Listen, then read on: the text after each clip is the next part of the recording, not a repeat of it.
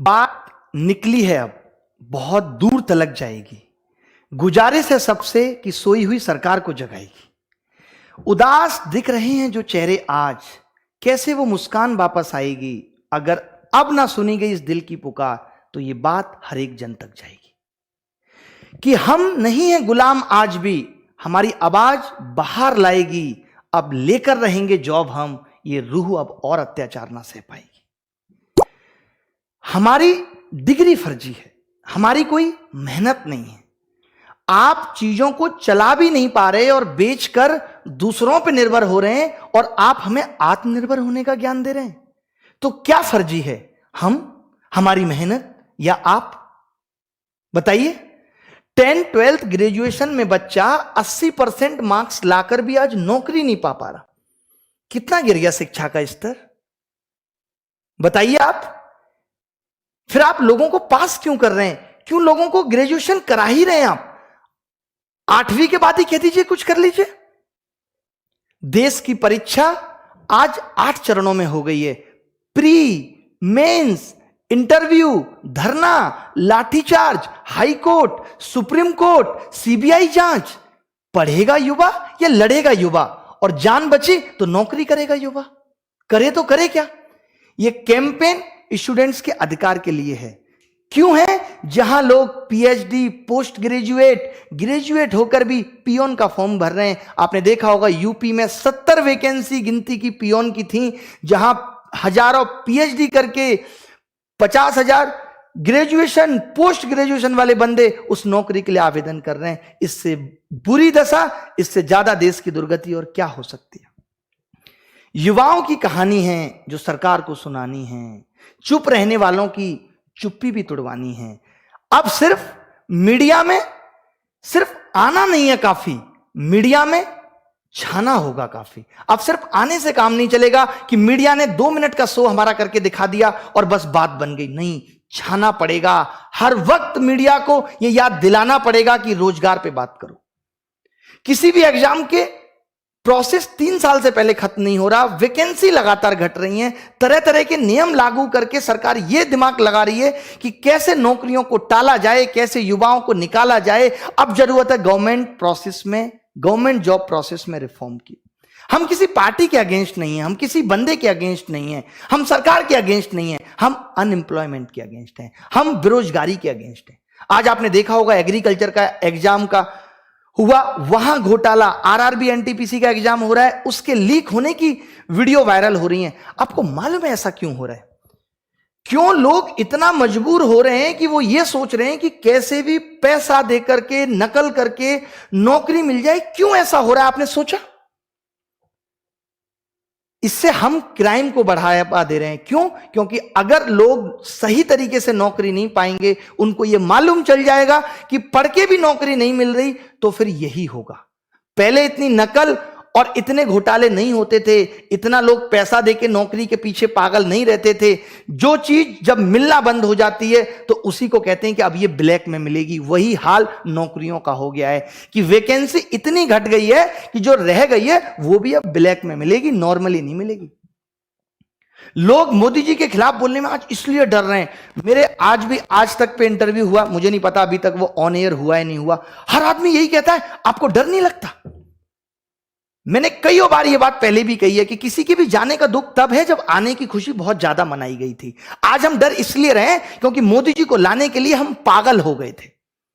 हमने इतनी तारीफ कर दी थी, हमने इन द सेंस मीडिया ने, सबने इतनी तारीफ कर दी थी। स्विस बैंक का काला धन आएगा, 15 लाख रुपए मिलेंगे, अच्छे दिन आएंगे, गुजरात मॉडल, 2 करोड़ रोजगार, सस्ता पेट्रोल, सस्ती गैस, सबका साथ, सबका विकास, मोदी है तो मुमकिन है। अब की बार मोदी सरकार, हर जन की है यही पुकार, घर घर होगी मोदी सरकार। अब वही लोग किस मुंह से कहें कि मोदी जी गलत कर रहे हैं?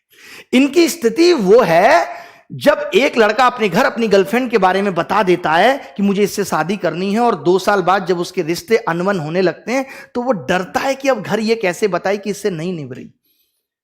पहले तो ये बड़ा पागल था उसके लिए। यही सेम स्थिति उन लोगों की है। वरना एक बात बताइए, मैं आज वीडियो बना रहा हूं, आप देखते हैं वीडियो के नीचे 2-2 लाख लोग सिर्फ लाइक करके और 2,000-2,500 मुश्किल से डिसलाइक कर रहे हैं। वजह क्या है? क्योंकि ये बात हर एक को छू रही है। आज हर कोई मोदी जी की बुराई करने से डर रहा है, मोदी जी की खराब बातों को बताने से डर रहा है। क्यों? जो अच्छा किया हम भी गिनाते हैं, जो उन्होंने अच्छी चीजें की वो हम भी गिनाते हैं। बाबा रामदेव को ही देख लीजिए, 2014 में कैसे चीखते थे, 35 रुपए पेट्रोल चाहिए कि नहीं? जनता कहती थी चाहिए, दे दो। 300 रुपए की गैस चाहिए कि नहीं? चाहिए, दे दो। 15-15 लाख अकाउंट में चाहिए कि नहीं? चाहिए, दे दो। अब वही बाबा रामदेव कह रहे हैं कि ये पैसा पेट्रोल महंगा हो गया तो नेशन बिल्डिंग हो रही है। अगर एक बाप बच्चों को भूखा रख के घर बना भी ले तो कौन सा बड़ा काम कर दिया उसने? उसमें रहेगा कौन? जब लोग ही नहीं रहेंगे, बेटा ही नहीं रहेगा, तो उस घर को बिल्ड होने का मतलब क्या है? आप किस नेशन की बिल्ड होने की बात कर रहे हो जहां युवा किसान रोडों पर आत्महत्या करने को मजबूर है? उस नेशन को बिल्ड कर रहे हो आप? कमाल का नेशन बिल्ड कर रहे हो, करते रह जाना। ये नेशन हमसे बना था, हम जैसे लोगों से ये नेशन बना था, और हमें मार के तुम जाने कौन से नेशन बिल्ड करने की बात कर रहे हो। बना लेना अपना अलग आइलैंड, तुम रहना, अमित शाह जी रहेंगे और 2-4 को रख लेना। पार्टी के अंदर भी कोई बोलने को तैयार नहीं है। पार्टी के अंदर भी एक से एक बड़े नेता हैं जो ये नहीं कह रहे मोदी जी को कि मोदी जी ऐसी क्या इमरजेंसी है जो आपको स्टेडियम का नाम बदल के उसका उद्घाटन करना जरूरी है। देश का युवा सड़कों पे, किसान सड़कों पे, एक बार उससे मिल लीजिए। एक पीएम का ईगो इतना हाई हो गया कि वो प्रजा से नहीं मिल सकता। क्या भगवान राम प्रजा से नहीं मिले थे? उस टाइम तो भगवान राम ने यह किया, हम आज जय श्री राम करते हैं और हम राम के पद चिन्हों पर एक कदम नहीं चल रहे कि वो रात को पहरेदारों से पता करवाने की जनता उनके बारे में क्या बात कर रही है। और यहां जनता चीख रही है ट्विटर पे, तो भी राजा को पता नहीं चल रहा और राजा बोलने को तैयार नहीं है। मैं सरकार बदलने की बात नहीं कर रहा, हर राज्य का यही हाल है। सरकार में बदलाव से काम नहीं चलेगा, सरकार बदलने से काम नहीं चलेगा, सरकार में बदलाव से काम चलेगा। बेरोजगारी पे बात करने से काम चलेगा, उसको इंप्लीमेंट करने से काम चलेगा। हम शिक्षा व्यवस्था के खिलाफ हैं, भले ही मामला किसी भी राज्य का हो। एक सिंगल ट्वीट अगर रिहाना कर देती है फॉरेन सिंगर, तो पूरे देश का सिस्टम हिल जाता है, सेलिब्रिटी से लेकर के सरकार हिल जाती है। और यहां 5 मिलियन ट्वीट बेरोजगार ने कर दिए, युवा ने कर दिए, और सरकार की कोई प्रतिक्रिया नहीं आई। इससे ज्यादा शर्म की और दुख की बात क्या हो सकती है हमारे लिए? बताना उन लोगों को जो ये कहते हैं कि मोदी जी कहीं गलत नहीं है, कि ये कितना गलत था कि अगर 5 मिलियन लोग ट्वीट कर रहे हैं तो क्या सब गलत हो गए? तब तो उन सारे लोगों ने जिन्होंने वोट आपको दिया था वो भी गलत थे, और आपको चुना ये भी उनकी गलती थी, और आप खुद गलत हो। अप्रिशिएट करने में हम पीछे नहीं रहे। स्वच्छ भारत अभियान हमेशा सपोर्ट किया, लेकिन अब स्वच्छ भारत अभियान के साथ बेरोजगारी की समस्या का भी हल निकालने की आवश्यकता है। जब तक इस देश में, किसी भी देश में, अगर नागरिक को उसकी योग्यता के अनुसार काम नहीं मिलेगा, वो देश कभी स्वच्छ सुंदर देश हो ही नहीं सकता, असंभव है। पहले आपने वादा किया, वोट लिया, धोखा दिया, बेरोजगार बना के हमें छोड़ दिया, इसलिए लेके आए थे आपको। तो देश की महान सरकार से ये रिक्वेस्ट है कि वो ये बताने का कष्ट करे। लगातार हमारी ये कोशिश है कि जो लोग बेरोजगार हैं, जीवन जीने के लिए क्या करें। मां बाप आज अपने बच्चे को पढ़ाने से डर रहे हैं कि कहीं पढ़ लिख के भी मेरा लड़का बेरोजगार ना रह जाए, इससे अच्छा है कोई धंधा कर ले। क्या करे आदमी? आज 30 साल का युवा अपनी आंखों के सामने अपने मां बाप को बूढ़ा होता हुआ देख रहा है, बुढ़ापे में बीमारियों से गुजरते हुए भी देख रहा है, तड़पते हुए देख रहा है। क्या बीत रही है उसके दिल पे कि जो उनकी दवाई तक का इंतजाम ना करके पैसे मांग रहा है कि 300 रुपए मुझे दे दो। ये है असली ग्राउंड रिपोर्ट। मीडिया वालों, आप भी सुन लो। वो कौन सा न्यूज चैनल है, जी न्यूज, वो दिखा रहा है जहां 20,000 30,000 ट्वीट हुए, उसको तो हाईलाइट करके दिखा रहा है, और जहां 5 मिलियन ट्वीट हुए वहां बोलने को तैयार नहीं है ये जी न्यूज। ये मीडिया का स्तर है। देखना, अब तुम इन आंखों के सामने देखना, इस दिल से, लाखों लोगों के दिल से बद्दुआ निकल रही है। कहां तक जाओगे तुम? कोई नहीं बचा, किसी का घमंड नहीं रहा, सबका टूटा है। जिसने जो दिया इस संसार को, इस प्रकृति को, उसको वो वापस मिला है। जो तुम दे रहे हो वो तुम्हें वापस मिलेगा। कोई देखने वाला नहीं होगा। देखना, एक दिन वो वक्त आएगा। सुधीर चौधरी और ये तमाम तरीके के जितने भी एंकर हैं, उन सबको मैं कहता हूं कि मर जाओ शर्म से, लाज करो। जो आज तुम बेरोजगारी के मुद्दे को उठाने से डर रहे हो, उसको भी इनडायरेक्टली दिखाते हो कि भीड़ में दिखा दो, पता ही ना चले कि किस मुद्दे पे बात हो रही थी। ये वो दर्द है जो लाखों बच्चों का मैं फील करता हूं। आपको देखा होगा 4 दिन 5 दिन से हम ये चीज चला रहे हैं, लगातार लोगों को ये दिखाने की कोशिश कर रहे हैं कि सच्चाई क्या है, क्योंकि मीडिया ने ये दिखाना बंद कर दिया है। मीडिया ने लोगों का दर्द बताना बंद कर दिया है, लोग किस हाल से बेहाल हैं, परेशान हैं, ये बताना बंद कर दिया है। हमारी जिम्मेदारी बनती है, शिक्षित समाज की जिम्मेदारी बनती है कि लोगों की समस्याओं को सरकार तक पहुंचाए, और कोशिश कर भी रहे हैं, और वो कोशिश सफल भी हो रही है कि सरकार तक पहुंच रही है। बट तब क्या करें जब सरकार की मंशा ही नहीं है उसको ठीक करने की। लेकिन हिम्मत नहीं हारनी, मैं हमेशा कहता हूं, कोशिश करके देखिए, यहां खुदा मिल जाता है, ये तो नौकरी है। कौन कहता है कि उसका पता ही नहीं, ढूंढने की हद तक कोई गया ही नहीं, उस हद तक जाना है।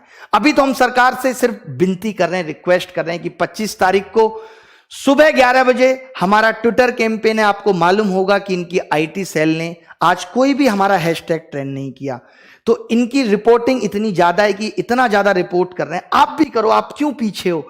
आप इन मीडिया चैनल्स को रिपोर्ट करो, इनको डिसलाइक करो, मोदी जी के चैनल को रिपोर्ट करो। जितने भी ये लोग जो हमारे लिए घातक बन रहे हैं और हमारी बात को नहीं सुन रहे, आप भी इनको रिपोर्ट करो। हर जगह लिखो मैं हूं बेरोजगार, नाम के आगे बेरोजगार लगाओ।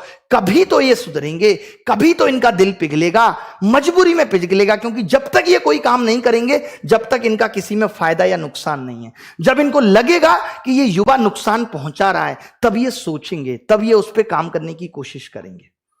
तो कल सुबह 25 तारीख को 11 बजे हैशटैग मोदी जॉब दो, मोदी_जॉब दो, हमने चेंज किया रोजगार दो से, क्योंकि रोजगार में तो ये भी कह रहे हैं कि पकौड़ा भी रोजगार है, बट वो रोजगार भी है और जॉब का मतलब नौकरी से है, कि पढ़ा लिखा युवा मांग रहा है कि जॉब दो। तो दोनों हैशटैग चलाने हैं, हैशटैग मोदी_जॉब_2, हैशटैग मोदी_बेरोजगार_2, रोजगार_2, दोनों चलाने हैं। आपको डिस्क्रिप्शन में भी मिल जाएंगे। और इसके बाद अगर सरकार कल शाम तक, परसों तक इस पे कोई प्रतिक्रिया नहीं देती, तो आगे की क्या प्लानिंग होगी मैं आपको आगे बताऊंगा, क्योंकि अब पीछे हटने वाली कोई बात नहीं।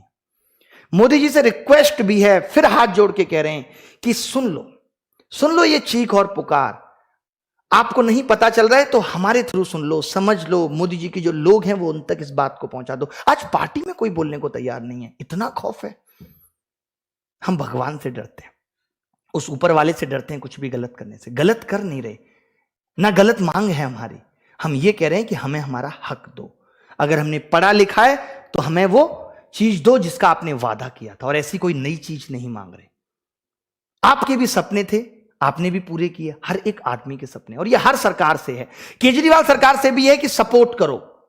तुम खुद सपोर्ट नहीं करते क्योंकि तुम खुद वैसे ही हो। 2014 से अभी तक डीएसएसबी का रिजल्ट नहीं आया। सब सरकारों का, हर सरकार का यही हाल है कि उसको जॉब देने में आपत्ति है। अरे कह क्यों देते हो, क्यों कर देते हो ऐसे वादे? कोई तुम्हें वोट ना दे। तुम जिस क्षेत्र में जाओ, जिस एरिया में जाओ, देखें जनता क्या हाल कर रही है। आज समझ में आता है कि हर नेता क्वारा क्यों है, क्योंकि इसे वादा निभाना नहीं आता। आज समझ में आता है कि हर नेता क्वारा क्यों है, क्योंकि इसे वादा निभाना नहीं आता। तो आगे की क्या प्लानिंग होगी आपके साथ शेयर कर दी जाएगी। मेरे साथ क्या चल रहा है यह भी एक दिन आके शेयर किया जाएगा जब चीजें हद से ज्यादा बढ़ेंगी। अगर मैं फिर कहता हूं कि आगे आने वाले टाइम में अगर चैनल से लाइव ना हो पाए तो समझ लीजिएगा कि कुछ ना कुछ तकलीफ जरूर है। कल भी पूरे दिन तकलीफ की वजह से वीडियो नहीं बना पाए। हर जगह जहां जहां से भी कोशिश है कि इस बात को जितना ज्यादा फैला सकें उतना फैलाने की कोशिश कर रहे हैं। डिस्क्रिप्शन में लिंक दिया हुआ है, कमेंट में भी एक लिंक दिया हुआ है अभिनय मैच 2 चैनल का। अगर यहां से लाइव नहीं हो पाया इन केस, तो उस चैनल से लाइव करूंगा। उम्मीद करता हूं कि ऐसा कुछ ना हो और मेरी आवाज या आप सबकी आवाज मेरे थ्रू सरकार तक पहुंचती रहे। पूरी कोशिश है, तन मन हर तरीके से मैं आपके साथ हूं। मुझे कोई पॉलिटिकल लीडर नहीं बनना, मेरा स्तर पॉलिटिकल लीडर से बहुत ऊपर है। लोग एक नेता को डर के प्यार करते हैं। आज लोग ये भी कहेंगे कि नेता बनना चाह रहे हैं, नेता को लोग डर के प्यार करते हैं। मुझे लोग बिना डरे सम्मान से दिल में प्यार रखते हैं। कहीं ज्यादा बड़ा ओहदा है मेरा किसी नेता से, तो ये मत समझिएगा कि मुझे ये बनना है। किसी भी तरीके से तोल लीजिए, इकोनॉमिकली से लेकर के हर तरीके से, किसी भी तरीके से तोल लीजिए। बस मेरा सुकून, मेरी सेटिस्फेक्शन इसी में है कि मैं ये चाहता हूं कि अगर मैं पढ़ा रहा हूं, आप खुद भी अगर एक दुकानदार होते तो ये समझ पाते कि जो इंसान आपके यहां से सब्जी लेके जा रहा है वो कभी बीमार ना पड़े, उसका जीवन अच्छा चलता रहे। जो लोग हमसे शिक्षा लेके जा रहे हैं, जिन लोगों को हम पढ़ा रहे हैं, टाइम जो अपना कीमती वो हमें दे रहे हैं, उसके बाद अगर उन्हें रोजगार ना मिले और जो रोजगार है भी वो भी गलत तरीके से गलत हाथों में चला जाए, तो इससे बड़ी बात हमारे लिए नहीं हो सकती अगर हम नहीं उठ के खड़े होते। मेरी सारी शिक्षक बंधुओं से भी ये रिक्वेस्ट है और आप स्टूडेंट से भी है कि अपने अपने टीचर को बोलो जो बिना मन से सपोर्ट कर रहे हैं। मैं यहां पे खुल के ये कहता हूं कि अगर ऑफलाइन प्रोटेस्ट की भी जरूरत पड़ेगी तो हम करेंगे और सारे टीचर्स को साथ आना पड़ेगा। अपने सारे टीचर्स को कह दो जो डर कर छुप कर घर में बैठे हैं, शर्म करें।